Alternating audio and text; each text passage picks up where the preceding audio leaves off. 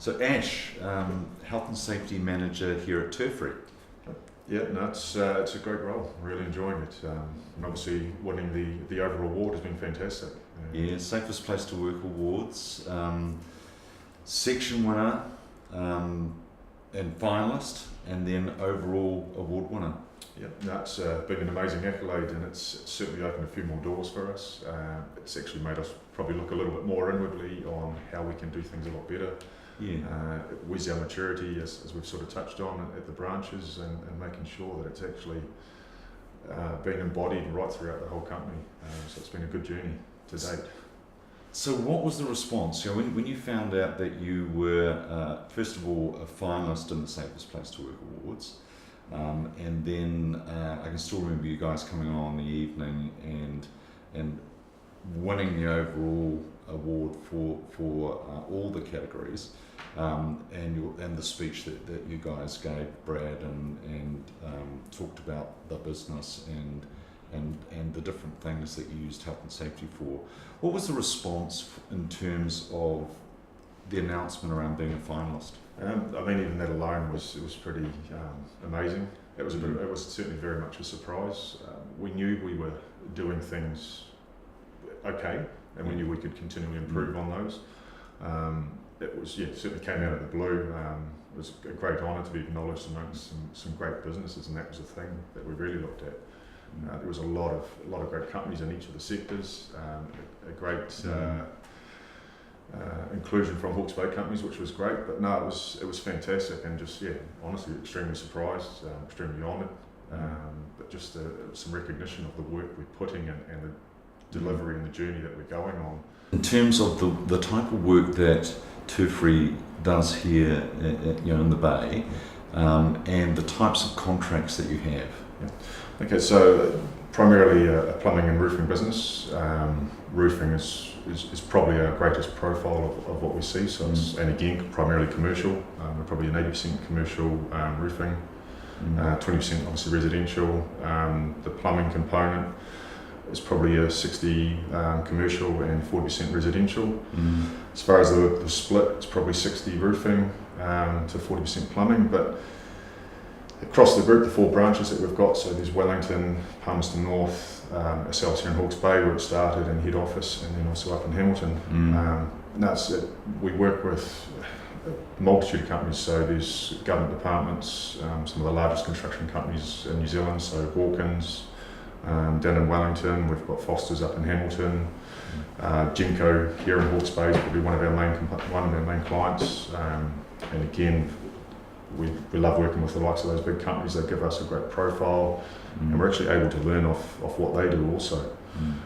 We've got Pullman Hotel in Rotorua is another big project that we're working on at the moment. Bay Fair, the shopping centre redevelopment there is another that we're engaged with. So there's a lot of big companies that we're working for, as well as some of the smaller contractors. So we do spread ourselves right across the board, and actually learning off these same companies. We definitely don't always get it right, but we're quick to learn, we're quick to take on board, and we're quick to make changes into the business for the betterment of our workers. I know here locally you have one of the major organisations here who you are in their supply chain, you're a contractor in their supply chain, and I understand that initiated, you think, looking at particularly Safe365 as part of that contractor supply chain piece. What was your initial response to that? Because I'm sure you've done a multitude of different contractor management type processes in order to procure work. Yeah. Okay, so yes, it was actually for Genco Construction. It's who we were contracted to through the DHB. So that was our first sort of exposure to it. When I had a first look at the Safe365 package, there's obviously a bit of an intrigue around it. It was new to me. We've done a lot of pre-qualifications before around the businesses. But what actually did get me is it's still looking at your administrative component, your obligations under the Act, but I actually enjoyed that it's looked at what our philosophy was, our values, how are we delivering those, where our staff engaged. It actually gave us a better barometer on our health and safety maturity level. our awareness on what our guys do today, why do they do something different tomorrow, how do we engage effectively with our staff. That was really what intrigued me the most, and it actually gave you some powerful tools, and it gave you a measuring stick to actually see where we were tracking along. And once we did our first development into it, it was actually really positive to see the feedback of where we were. Yes, we've still got a bit to go on the journey, we've always got a long way to go on the journey, but it was actually great to see that we were tracking along in the right direction. We were engaging with our staff. They are the ones that actually are our family, why we want them to be safe and why we do what we do. If we don't have them going home at the end of the day with all fingers and toes and in a great personal space, our business suffers for it. So it was great to see that there was a tool that we could actually measure where we were going, as I said before, what our maturity level was towards health and safety and how we got engagement from our staff. So it was actually quite refreshing to see a different barometer on what we were doing. So over the period of time that you've been doing the health and safety here at Turfrey, the maturity level, how would you describe that? What's really happened with the maturity of your health and safety and the culture of the organisation? Okay, so when I first started 18 months ago with Turfrey, we had a good understanding, or the company had a good understanding on what the requirements were, but there may have been a little bit of disconnect between at our management level, organisational level, through to what was going through onto the shop floor and our guys actually out on the sites. So since we've now gone on this journey, we've actually started seeing a greater improvement, a greater engagement from our workers. They're asking questions, they're coming to me or to the management with ideas on how we can do things better. We've got our new staff, as we start talking to them who have been with other contractors, they're actually coming to us freely and saying, okay, well, this is what we've done at another organisation, and we're assessing it, can it be effectively implemented into our business? So our staff have actually started taking some pride in actually seeing that the company's organisational values we're genuine with it. We do have their best interests at heart, so they're actually starting to get some effective engagement. Communication has improved massively, and I think we're starting to see that click on why we do what we do, and that our staff, they are the overall health and safety manager on a day-to-day basis, and they need to be looking at what they're doing. They can't just rely on one person or the management to effectively implement it. It's actually theirs and theirs to own. So one of the things you mentioned to me before was around some of the challenges you have. You're on multiple sites with multiple contractors and varying degrees of capability and maturity around how they individually approach health and safety. For you as a manager of health and safety for Turfrey, what sort of challenge does that create for you, given that you have a really strong health and safety culture and a real strong focus on building your capability and continuously doing it? When you go onto those sites, what sort of challenge does it create for you? Yeah. It has had some interesting challenges across the board. We have some companies that are very, very strong and very centric on their health and safety compliance and their health and safety behaviour on site.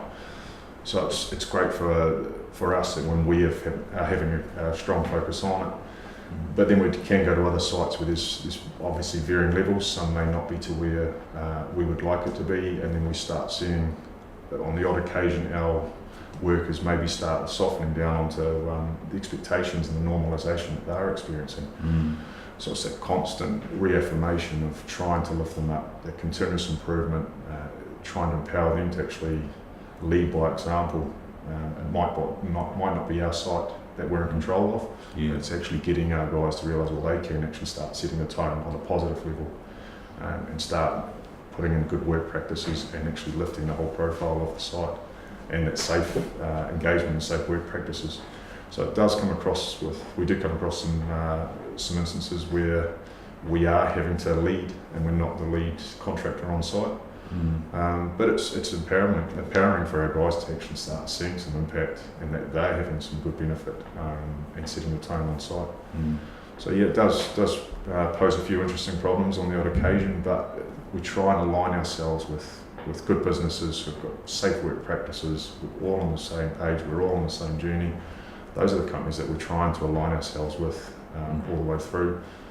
We all fail at some instances.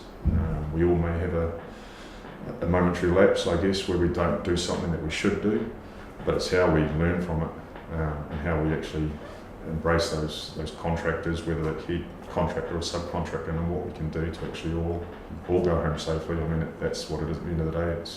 It's about mates looking after mates, whether they're at one trade or another trade or another company or another one. We're actually all working together. We all come across each other across the sites. So it's actually making sure that we're all going home safely and all looking after each other. We all know what we should be doing. Given that you're on these sites and you're seeing varying degrees of maturity around how different businesses approach health and safety and the way they look at building culture and capability, over the last 18 months since you've been at Turfrey, have you noticed a change on the sites with the various participants, different contractors on site? Have you seen an improvement, or has it remained relatively the same? No, most definitely. There has been improvement right across the board, and we are seeing that from our main contractors, our subcontractors, and from ourselves. It has definitely improved over the last 18 months here. From our component, we are living that Safe365 mentality, which is about that engagement and looking at the maturity and continually reviewing ourselves. But they actually are seeing a huge change across the board, especially in the provinces where we probably have had a lower level of implementation around H&S. Yes, we've all understood it, but it's probably been out in the provinces that we've actually maybe been a little bit negligent on things, and it is starting to lift, and it is a positive. We've got some great contractors that we're working with, as I mentioned, certainly some here in Hawke's Bay that are starting to lead the way as well, and they're not taking a she'll be right attitude. They actually are having quite a high level that must be met. So it is continually lifting all across the board. It has been fantastic. We're actually getting a greater level of reporting around unsafe work observations, near misses, and all those little things that are actually giving us those indicators of what's working and what is not. But no, it's actually been a very positive increase in safe work practices, the well-being and the health of workers on site. So for Turfrey, what's next? You've obviously worked really hard to get to a point where you've lifted your health and safety capability and culture. You've won the Safest Place to Work awards this year, and I'm definitely hearing in the conversation that it's all about continuous improvement and stretching to actually get even to a greater height than where you are now. So when you look forward for the next 12 months, what do you see Turfrey focusing on in terms of their health and safety? Well, I think we're definitely continuous improvement is our biggest focus.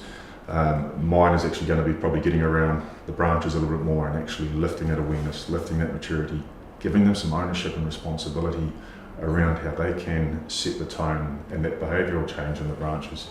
Because each of the cultures is different in every site, but we just need to be making sure that they do live the company's values and that they are effective. They do mean something for the company. It'll be around about sharing our story around safety and our lifting of it. Why we're staying with Safe365, why it's been fantastic for our business, and continue looking for that improvement, those goals, working with businesses that actually have the same values as us. They are on the same journey. They want to share their journey. They want to share it. We want to share ours with them. We want to take on board some of their practices and philosophies because they may be doing it better than we are. So it's that continual inward looking, I guess, lifting everybody's emotional intelligence, and creating a centre of excellence with all of our staff, that they actually look at safety, they look at the health, they look at the well-being before they start the job, actually having those key considerations before they're jumping into it. Just want everybody just to be always at the forefront of their well-being, and what they do today might not necessarily be the same as what we do tomorrow. Can we do something better? Is there a new work methodology? Is there a new bit of engineering equipment that we can put in place? So it's that continual communication and that continual improvement that we're looking for. But we will be working with companies that have the same values as us, or the companies that we can actually get to their level on certain aspects. It is about just making sure that our staff go home safely, our contractors working alongside us aren't put at risk from our work activities. It is all those things we need to be doing, but it's actually making sure it is continually improved and not resting in our laurels. So tell me about the importance of leadership and the commitment from the owners of Turfrey and the way that they've approached health and safety. The way that the ownership, the management, the owners of the business has been fantastic. The awareness is there. We do have a very young management team, a young managing director, but he has just taken it with open arms and actually is seeing the benefits of having a safe place to work where the well-being of the staff is thought of first. They're actually actively looking at new ways to improve it, where we're sitting down on a regular basis. Why are we doing what we're doing? Can we do things differently? We're looking at a people strategy team where we're actually starting to give ownership to leaders in each of the branches who have got a good way of thinking, or they're seeing things differently, or people are looking up to them.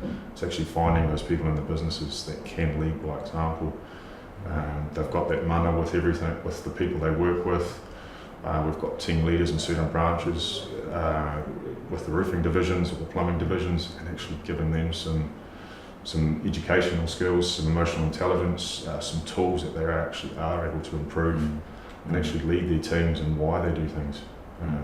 So that'll be our next step probably as well for the next 12 months, is actually identifying those people and giving them the opportunity to take ownership with the business, take ownership with their work activities. It's all about, from our perspective, it is family and it's mates looking after mates, and that's what we want them to be doing.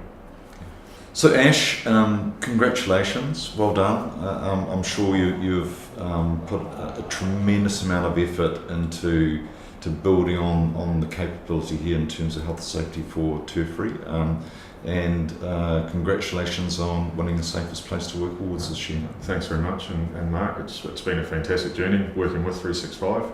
I see there's obviously some great developments and benefits coming forward, so no, we'll be definitely staying with Safe365, and it's been a great opportunity, and we're so really impressed with being awarded both of those awards, and it's continuous improvement for us. It's not going to be business as normal, it's actually looking to do better.